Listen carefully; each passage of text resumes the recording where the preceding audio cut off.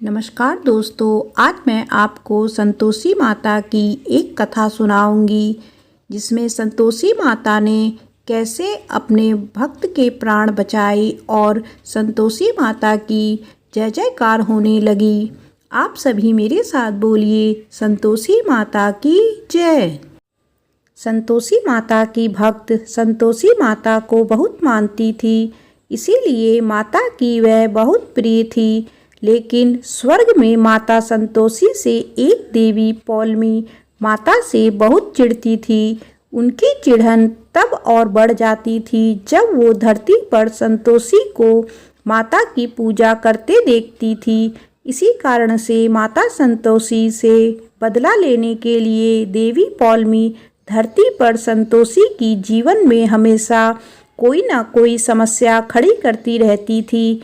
एक बार माता संतोषी को परेशान करने और उन्हें हराने के मकसद से उन देवी ने संतोषी के प्राण लेने की सोची, लेकिन ब्रह्मा जी द्वारा बनाए गए जीवन पोथी में संतोषी की उम्र पूरी लिखी थी, जिससे यमराज उनके प्राण नहीं ले सकते थे।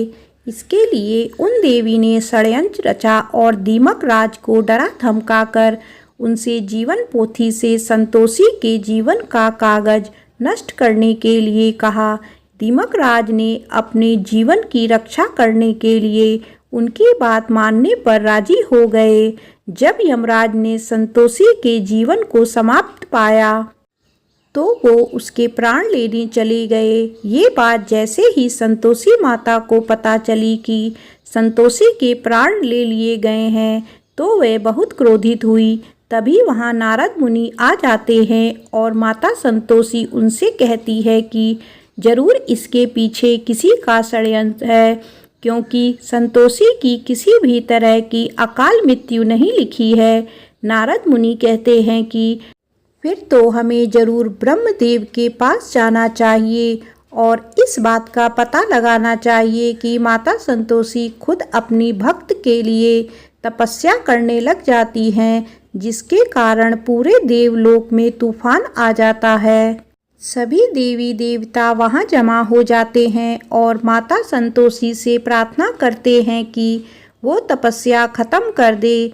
ब्रह्मदेव वहां आते हैं और उन्हें सारी बात का पता चलता है। ब्रह्मदेव माता संतोषी की बात सुनने पर यमराज को बुलाते हैं और कहते हैं कि संतोषी का जीवन अभी बचा था तो उन्होंने उसके प्राण क्यों ले लिए। यमराज कहते हैं कि उन्होंने जीवन पोथी के अनुसार ही सभी काम किए हैं। ब्रह्मदेव जीवन पोथी देखकर कहते हैं कि इसमें से संतोषी के जीवन पृष्ठ को किसी ने नष्ट किया है। दीमक राज से पूछने पर बताया जाता है कि देवी पौलमी ने उन्हें ये कार्य करने के लिए मजबूर किया था।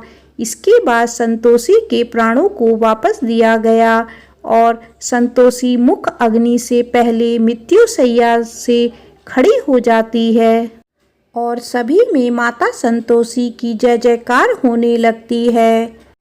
संतोषी माता और उनके भक्त की कथा समाप्त होती है। आप सभी मेरे साथ बोलिए, माता संतोषी की जय।